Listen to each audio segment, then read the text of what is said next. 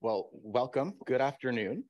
We opened up the conference on the first day with an introduction to the Smart API, and I shared some background about this app platform where third-party applications can connect to an electronic health record system and to other health data platforms and access what is often a core set of clinical data. Sometimes we think of that as a set of clinical summary data.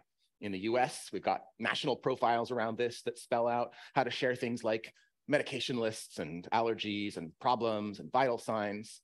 But very quickly, we start to see other domains of data that are not commonly available through these EHR endpoints. Oftentimes, under the hood, these kinds of data are stored in totally different software systems. And for some reasons that are very good, separation of concerns, also some reasons that are historical, just development of systems over time. But if you're a clinician or if you're a patient trying to access the full picture of health data, these kinds of separations can be quite artificial. They can get in the way.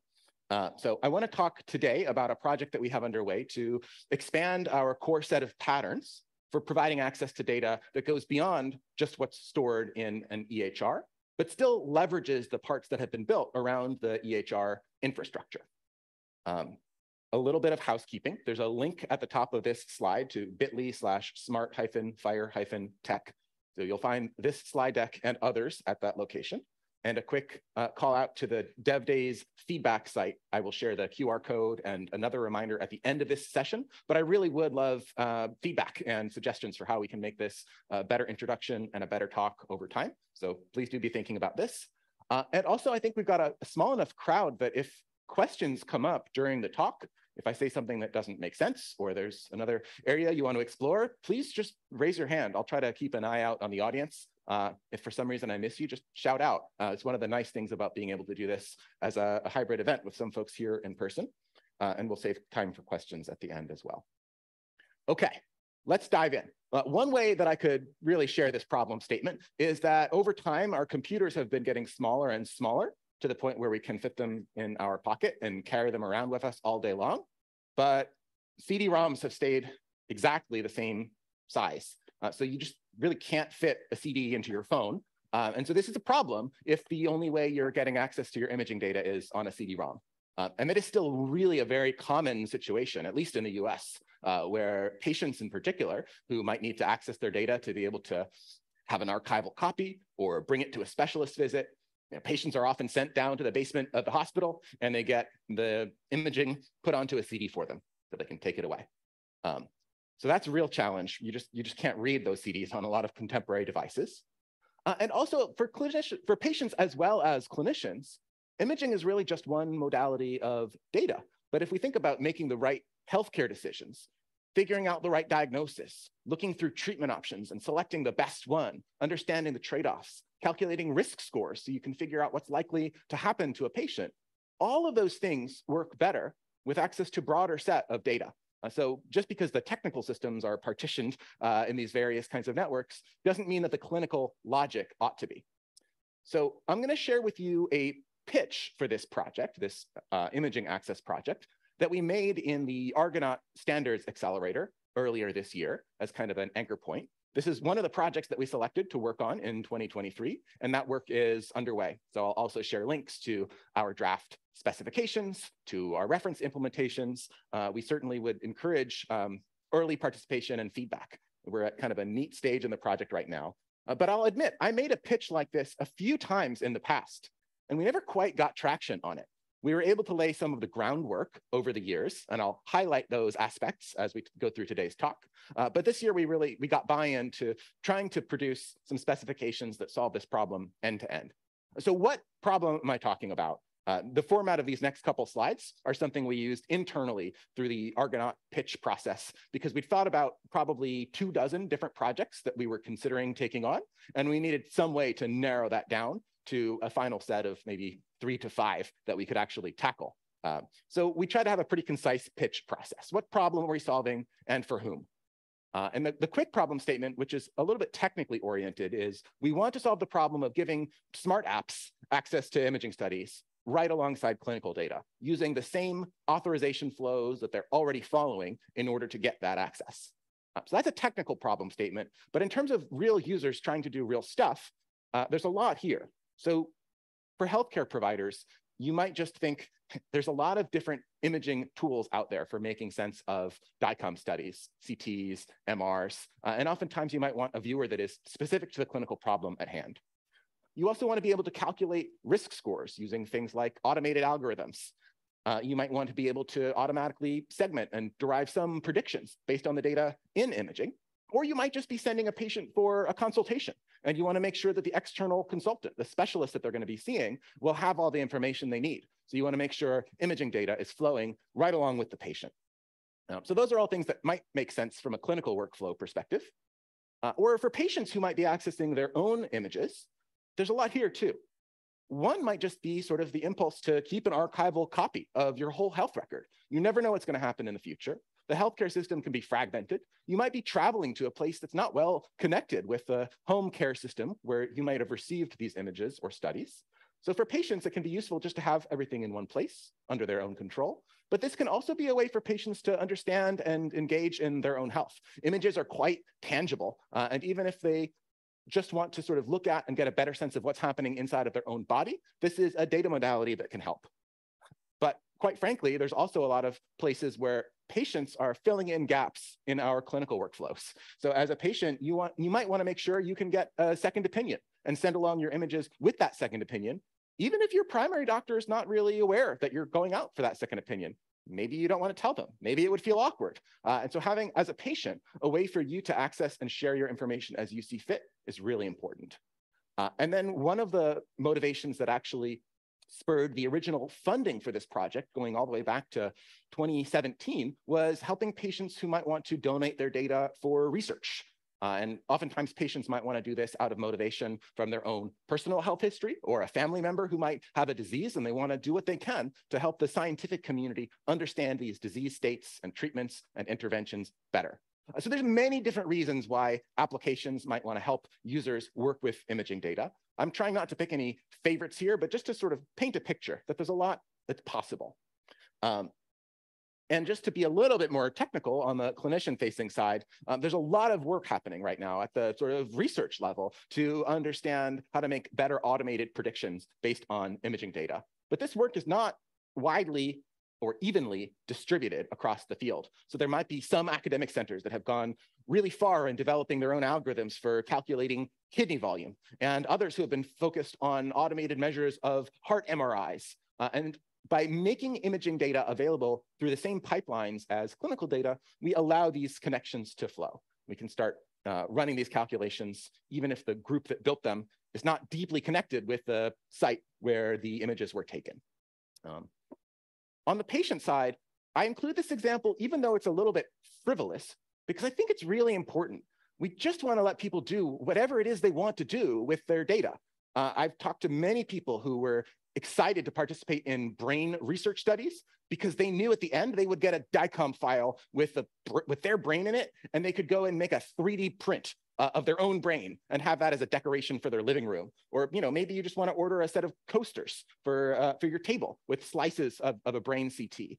And I think a lot of folks sort of look at these use cases and think, it's trivial, it's a gimmick, but the truth is these are just more ways for people to engage with their own health information and understand it, whether it's just out of interest, out of an artistic impulse, or a learning exercise. And for me, these are all equally good. We should be defining APIs that make all of these things equally possible so that end users can decide what apps they prefer and what jobs they want to do. So in the US context, at least, one thing that comes up very quickly when we start talking about these use cases is, well, we've already got these networks. They're really good at connecting different health systems together. Everybody signs on to a common trust agreement, and then people can broadcast queries from one hospital to the next. And those networks have been moving CDA documents around for a long time. There's specifications that would allow those networks to move around imaging files, DICOM and the like. Maybe that could be the basis of imaging access for apps. And my take, at least, is that this is not quite the right fit for the problem at hand. Those specifications are all about getting data from one organization to another. But frankly, what we want to be able to do is, in near real time, hook an app up to the local set of data that's available within an institution. whether that's a patient accessing their own health records or a clinician pulling up a patient chart in the EHR and looking to make sense of the various aspects of their records. So oftentimes these networks are routing data in kind of a slow or back-end fashion. And even when it works, patients can't figure out that's what's happening. Patients can't tell if their data are being shared, and it's very possible for things to fall through the cracks. I think it's very important, even as just a complement to these kinds of network-based exchange models, to make sure we can surface the data that live locally within an organization. And one of the things that we look for in the Argonaut project each year as we're selecting what to work on is, do we have an existing specification? Is there a starting point that we can use to build on? Or would we be essentially starting a new design project from scratch and trying to understand use cases and the technology options? And in this case, we did have a starting point. It was the project that I mentioned from back in 2017, where we had some US federal government funding to work on this use case about data donation for research. So that project was called Sync for Science, like synchronizing your data on behalf of some kind of scientific research project. And essentially what we laid out in that project was a specification that used Smart on FHIR and used DICOM Web services in a consistent way to allow apps to be able to fetch clinical data and imaging data side by side. So we built on the smart OAuth authorization flow that we talked through here at DevDays on Tuesday. And we thought this would be at least the right starting point for discussions of further development. Last piece of the Argonaut pitch was really, what does a successful outcome look like? And we tried to scope this pretty narrowly. We said, for a successful project this year, kind of 2023 calendar goals, we'd want to make sure we had participation from EHR developers, from organizations that today manage and host imaging data, often inside of PACS systems, picture archiving systems, and that we'd want to have participation from clinical providers who thought that this kind of functionality was important to turn on within their own organization.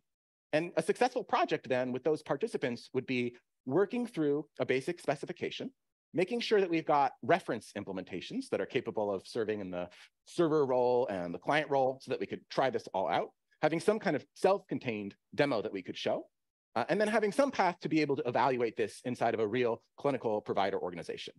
And one thing that we've done in Argonaut, which is a little bit different from how standards development often plays out in the HL7 world, is we really try to work through these specifications in kind of a community setting, test them out and make sure that we're happy with them before we bring them into the formal balloting process, which is HL7's kind of pipeline for bringing a formalized consensus around these specifications. So we do our work out in the open. The calls are open for anyone to join. The minutes are all publicly posted, but we're not trying to achieve a formal degree of consensus yet. We want to make sure we've got something that we're at least comfortable with before we move on to that step.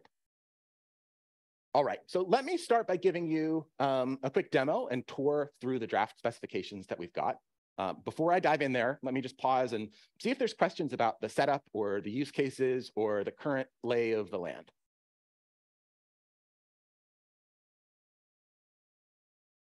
Okay, so here's a quick demo. We'll see how the Wi-Fi wants to play along here. The basic concept is this is an application that connects through Smart on FHIR to an EHR that has clinical data and imaging data available side by side. There might be different FHIR endpoints where those two things are available, but it's the same authorization flow and the app can just talk to each. And we want this simple app to be kind of a common piece of testing infrastructure so that as different participants in this Argonaut project start bringing servers online, we can test against their servers with one common app. So you can configure this app with a whole bunch of different servers that it knows about. You can tell it, for example, here's where the Cerner EHR sandbox lives, and here's where the Epic EHR sandbox lives, and here's where the Smart sandbox lives. You can come in here and configure it to talk to any Smart on FHIR endpoint that you want. And just to start off the demo, I will show you this app connecting to our own Smart on FHIR sandbox, which launches an authorization flow, or might, depending on how the Wi-Fi wants to play around. And in this authorization flow, typically a patient would sign in. They would be given some kind of prompt asking whether they in fact want to share their data with the application. And I'm going to approve it here. I'm sent straight back to the app after granting access. And the app is able to run a bunch of queries that are populating these two little cards along the left-hand side of the screen. So first of all, the app is querying the EHR's clinical FHIR endpoint for a bunch of things. It's asking for patient demographics, so it gets the patient resource to be able to display name and birth date.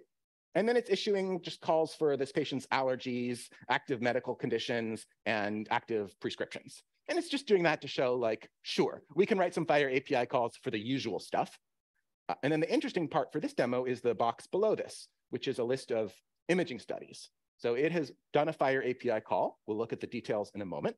And it's gotten a list of 4 studies that are available for the current patient in context, Danae, who's one of our Cynthia-generated sample patients.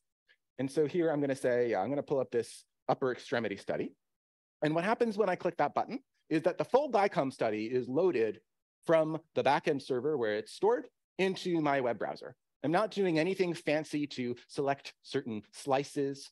I'm not doing anything fancy to ask the server to render the images for me. I'm just bringing the entire binary payload into my browser and then using client-side libraries to parse out those data and draw the pixels to the screen. I point that out because there's often a debate here. There are some trade-offs to make when working with imaging data that can be quite large. And how much do you want to bring to the client if all I need is sort of a quick glance at this image versus how much could I lean on the server to maybe just render this preview for me, and I don't need to spend so much bandwidth or time transferring. And so we've put together some guidance to try to address those trade-offs. But the number one capability that we want to make sure is enabled here is access to the full strength imaging files. And so I've used that as the basis for this demo, because even if that's all a server does, I want to make sure that we can show that working in the browser. So within this context, I've already loaded all the images associated with this wrist X-ray, and I can flip between them just using a browser-based library called Cornerstone, which is quite an amazing artifact for working with DICOM images. It makes it quite simple to just draw onto a canvas in the browser, load some raw DICOM binary files into the context, and if I pick a more interesting kind of study, like we'll see if this brain MR wants to load, I can show you, it also lets you do things like moving through the slices of the image. Pretty basic stuff that any DICOM viewer would do, but it's just a few lines of JavaScript to be able to plug those pieces together, which is really fun to see. So what's happening under the hood here? I want to give you a few different views on the underlying API. So the first thing I'll show you is just sort of bottom up, what actual calls are happening from my browser to the server in order to make this demo come together. And then we'll talk through the specification itself. First thing that happens is when I selected that smart sandbox to connect to, the browser went and did a smart configuration API call. So if you know the FHIR server endpoint, you just add .wellknown/smart configuration, and that gives you things like, where does the EHR's authorization server live? And where does the EHR's token endpoint live? So once we get that, we can launch into an authorization flow. Let me actually reload this page once more, because I realize I have a background tab where the demo I just showed was connecting, and it skipped the authorization step. So let's just prove that once more so we can see each of the steps in turn. So in our network tab, we do that discovery call.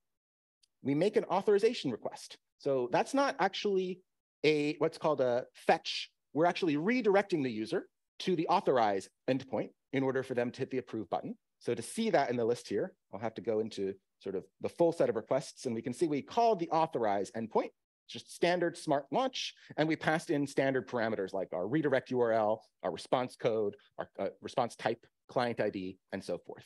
Totally standard smart on FHIR launch stuff.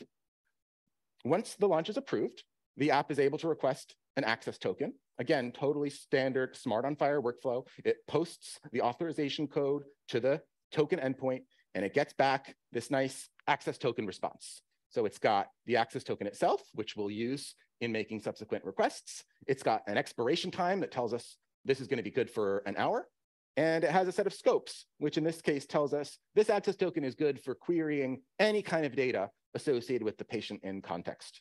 By the way, who is the patient in context? Well, it's this patient ID here.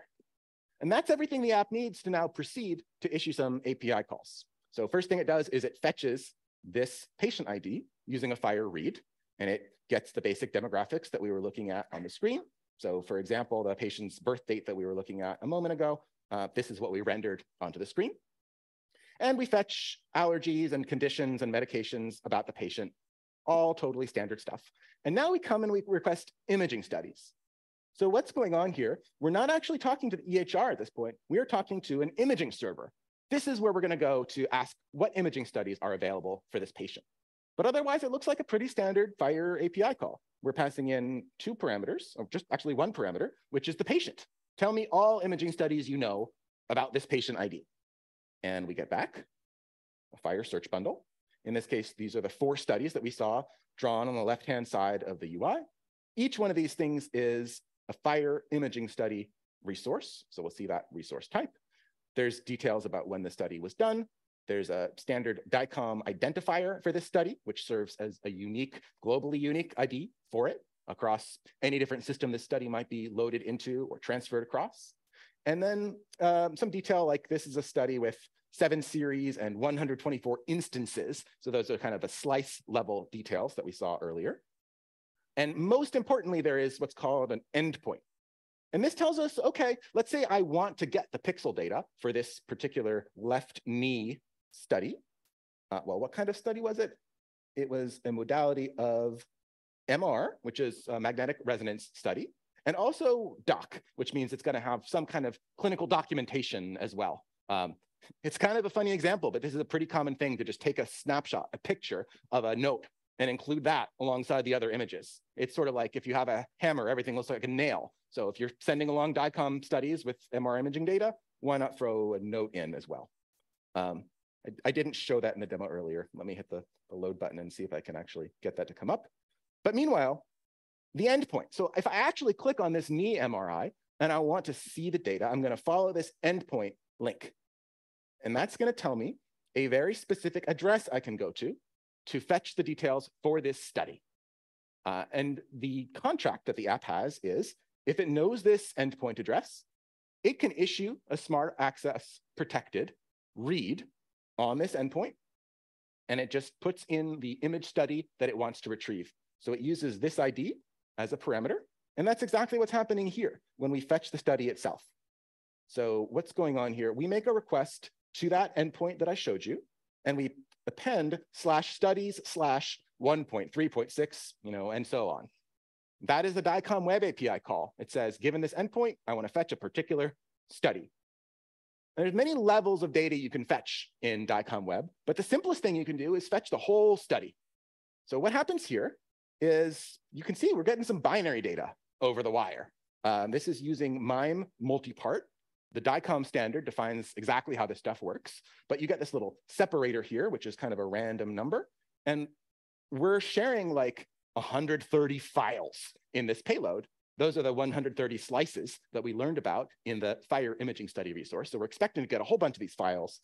Each one is going to be some binary data. You can see when you render it as ASCII on the screen, there's some human readable text in there. There's some plain old ASCII stuff. I think that's the study identifier, and then a whole bunch of actual binary pixel data. But if I scroll through this long file, you'll see that separator is going to appear like 120 times.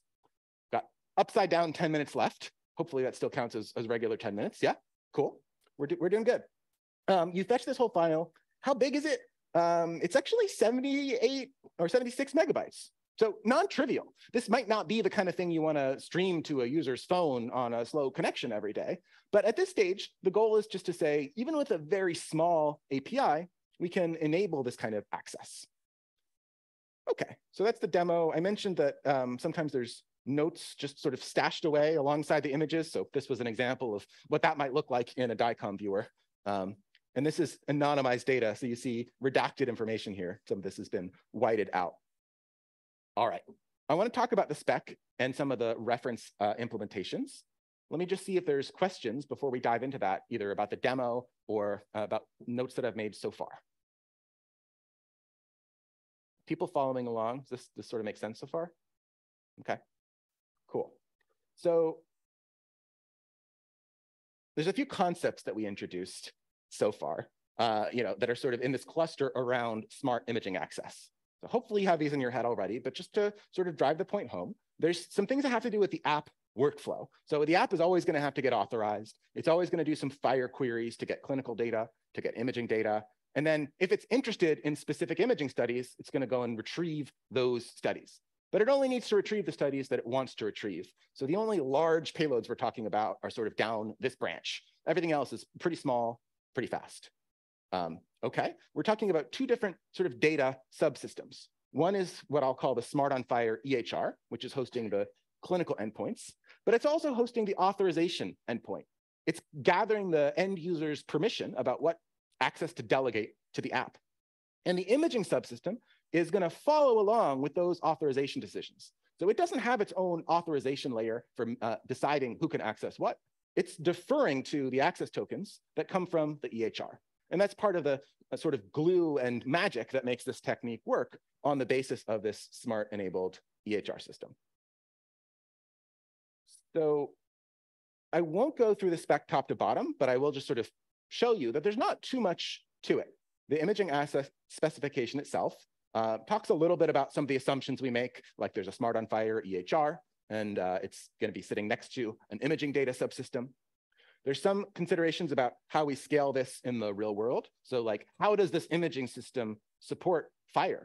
What if under the hood, all this health system has is a traditional DICOM PAC server or a DICOM Web endpoint? How do we make sure these data can be available in FHIR when the app comes by to query them?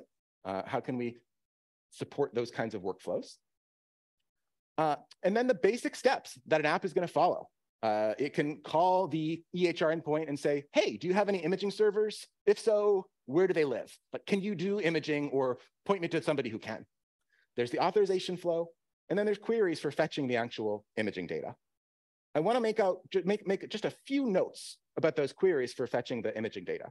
First thing to say here is we try to keep them very constrained. So the FHIR API has all kinds of search capabilities, many different search parameters for imaging studies, and we pick out a very small number to be required for support in this implementation guide. The core use case is I've got a patient in context, and I want to find the images associated with that patient. And if you return me like 30 imaging study resources instead of 2, it's not too big a deal. It's a small data set either way. But we have a couple of parameters that we can use to filter this down.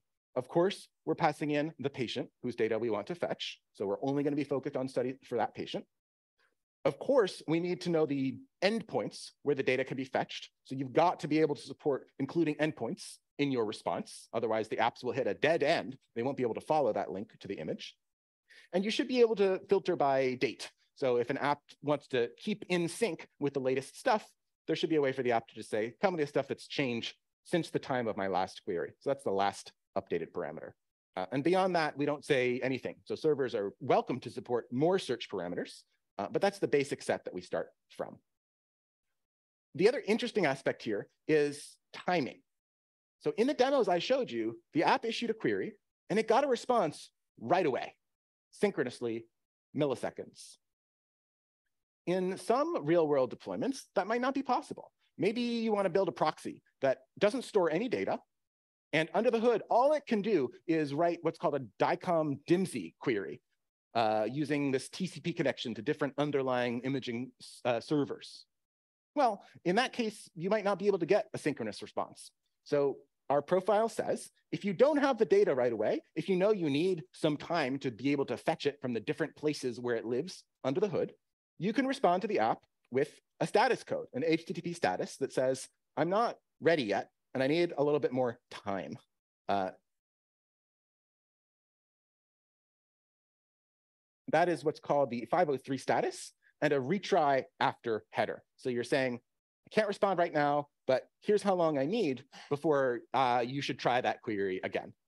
And I think a lot of real world implementations won't need this level of flexibility, but we thought it was important to build into the spec because in some deployments, that's just going to be the fact of life. And we don't want to shut ourselves down from being able to support that kind of infrastructure. So the endpoint can respond with that for the search that tries to get a list of studies. And the same exact thing is possible when the app tries to retrieve a specific study. So the app might say, okay, I want to get study 1.2.3, and the server can respond with a 503 there as well. And that's the basics of the API. We tried to build it on top of what already exists in Smart on FHIR and what already exists in DICOM Web. So it's a very short specification. It'll probably grow a little bit as we learn some of the bugs and iron these out in this year's Argonaut project. But that's kind of what we're working with. Under the hood, for this server to do the right thing, I mentioned that it needs to enforce access control decisions that come from the EHR. And I want to spend just a minute talking about how that happens. Now, this might purely be an implementation detail. Maybe a health system is writing its own EHR and its own imaging server, and they just talk to each other and they share authorization information. That's fine, but we want to make sure there's a more flexible and more loosely coupled option. And so what we define is in the core Smart on FHIR specification, we have a capability called token introspection. And this is part of what's required in the US for all certified EHRs is if you're issuing access tokens, you also need to allow clients to come by and say, hey, I found this access token. Somebody gave it to me. What's it good for? What patient is it good for? How long is it good? What scopes does it have? That's what's called the token introspection API. And so you could see if you have this API available, you could start to build a proxy that receives a request from a patient app or a clinician app. That request comes with an access token. And you as the proxy, you say, well, am I going to let this request through? Let me perform token introspection. I'll see what this token is good for. And so you talk to the EHR, you give it the token, and the EHR says, yep, that's an active token. It's good for reading all data on patient 456. So as the proxy, now you know that. But you see that the request is trying to read imaging studies on patient 123. And you say, well, no, I'm going to reject the request. Or if everything lines up, you say, very well, I'm going to allow that request to proceed. So that is one standard way that these kinds of proxy architectures can leverage the data that's coming from the EHR in order to make access control decisions when an app comes by and asks to get a list of studies or to retrieve the data in a particular study. All right, last piece that I want to just orient you to is a reference implementation. So this is something that I put together in order to have a server we could test with and a client that we could test with. So you've already seen the client. That was the web application that I showed. The server is kind of interesting because I tried to put together something that would be quite flexible.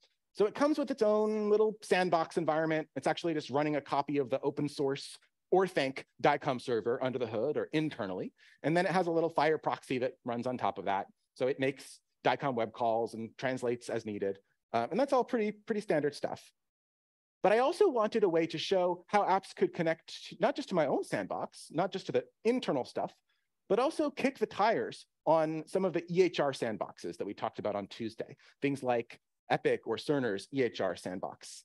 And in theory, when you're running an app like this, you should be able to point it to the Epic sandbox and authorize it using one of the Epic sandbox patient accounts.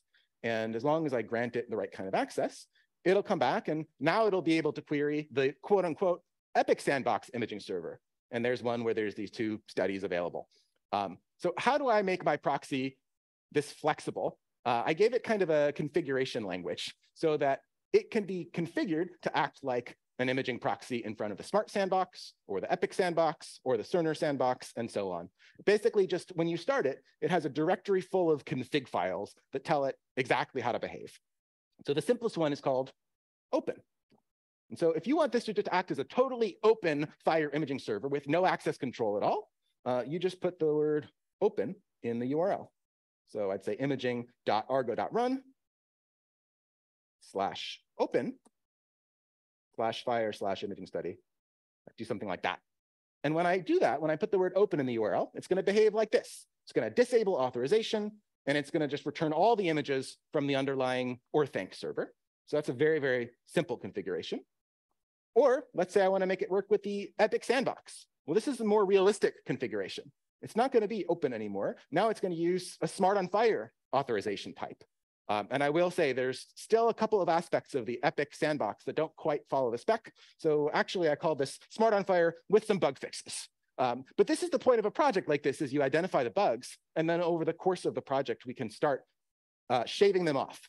So we tell it what type of authorization to do. We tell it the base URL. So this is the Epic FHIR sandbox base URL. We tell it a client ID. So I pre-registered a client as a developer with Epic. So they have an open website where anybody can come and register clients. And so I did that. I registered a client for my imaging proxy and another client for my imaging web UI. And so I just tell my proxy server, hey, when you're working with the Epic endpoint here, you should use this client ID, and you should use this private key. Now, you'll notice this is not actually private because it's sitting here in a public GitHub repository. But this is one of the nice things about demo implementations and reference architectures. You can just put stuff out there so people can kick the tires and see how it works. And so my web server just reads this config file on the fly, and it uses this key to authenticate to this Epic endpoint, following the Smart on FHIR standard approach. And that allows it to serve as a basis for imaging access, even without folks on the other side having to do the heavy lifting to turn this functionality on. So there are some hard problems here, right? One of these is patient identity matching. So in the Epic Sandbox example, Epic hosts a patient resource. We got a sample patient that we loaded from Epic, and that patient has several identifiers in the FHIR patient.identifiers array. Now, our imaging server might know the patient by just one of those identifiers. So when a query comes in, it says, get me the data about patient 123. How do I find the right studies from my PAC system? So part of the configuration here is to try to answer that question as well. So I say, well, I'm going to query a certain identifier. I'm going to look up the patient in the Epic Sandbox. I'll fetch the patient resource, and I'll look through their identifiers, and I'll find the one where this identifier system is used, because maybe this is the one that my PACS knows about. And that's what's going to be used internally when I query the imaging server. I'll make my query based on that patient identifier versus another one. Now, the real world can get much more complex than this. Maybe you need to do your matching based on demographics. Maybe there's a probabilistic element to it. But I wanted to include at least enough of this complexity in my proxy to get a feeling for sort of what were the easy parts and what were the hard parts here. So that's a quick introduction to the Smart on FHIR Imaging Access API. Hopefully, you've got a sense of the intended user experience and at least roughly how the spec works. Want to leave you with the feedback URL for the DevDays feedback page and open up for questions or comments or any other discussion folks might have here in the audience or on Whova.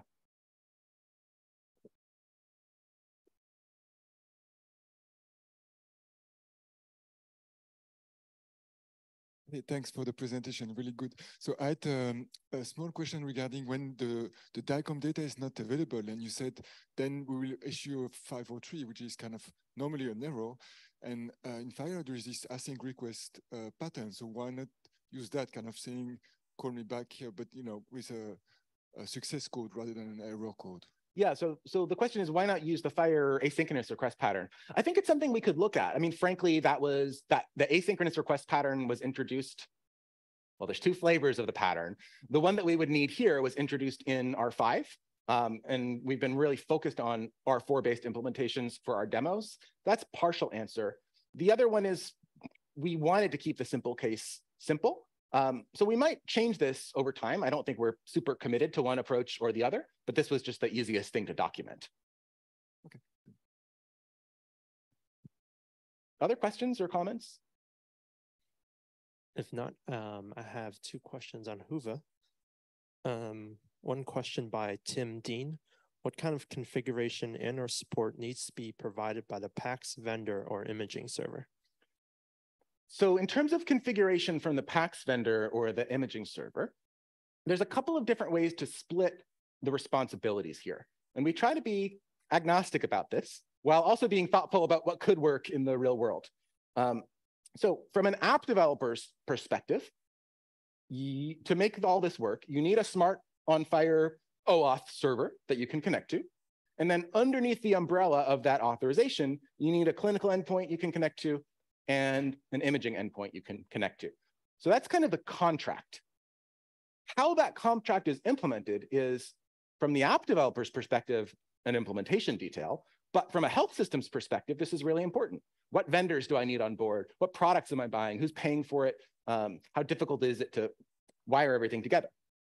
So there's one story here where the PACS system might sit next to the EHR, and the EHR offers these top two pieces, and the PACS system offers the bottom piece.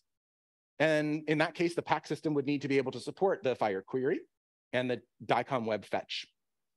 You might instead have a proxy playing this role. And the proxy could be talking to the PAX system under the hood using whatever protocol that the PAX wanted to use. And in that case, the PAX doesn't need to know or do anything special because that logic or that extra work or translation is all living in your imaging proxy. There's a variant of that architecture in which the EHR plays the role of that imaging proxy. So under the hood, the EHR might be talking to various PAX systems, but the EHR might be the one hosting the FHIR search endpoint and passing along the DICOM queries, through in some streaming fashion. And so the core responsibilities are being able to support the API, but the PAX vendor might or might not have to do the work depending on how the pieces are put together. And apps definitely shouldn't have to care. Okay, great. One more question from Ryan Harrison. What backend are you using for the FHIR authorization server in terms of scope consent, storage of scopes by user tokens, etc.? Is it Keycloak or Dune? So in terms of the components that we've built for this project, it's out of scope. We connect to some existing Smart on FHIR server, and it manages user sign-in, it manages access token generation, it manages scopes, and so on. So that's sort of the non-answer. Of course, we do have an end-to-end open source stack here. So one of the things that we support in the configurations of our proxy, right alongside the Epic sandbox and the open endpoint, we also have one that points to a smart sandbox. And so in this particular case, when we're connecting to the smart sandbox backend, it's using the smart launcher, which we talked about in Tuesday's session at launch.smarthealthit.org. And this is essentially a placeholder implementation. It signs you in no matter what password you type into the password box, and it is stateless. So it just puts all of its information inside of signed access tokens that it generates. So that's a nice set of implementation choices for a demo, not a real world set of implementation choices. As the question points out, there are good, high quality, open source choices for those components. And things like Keycloak are great in the open source space. There's also commercial products in that domain, which could be like Auth0 or Azure Identity or others. Okay, thank you. Any other questions? No, if there are none, thank you for joining us today. And thank you, Josh. Great presentation. Thanks. Have a good day, everyone.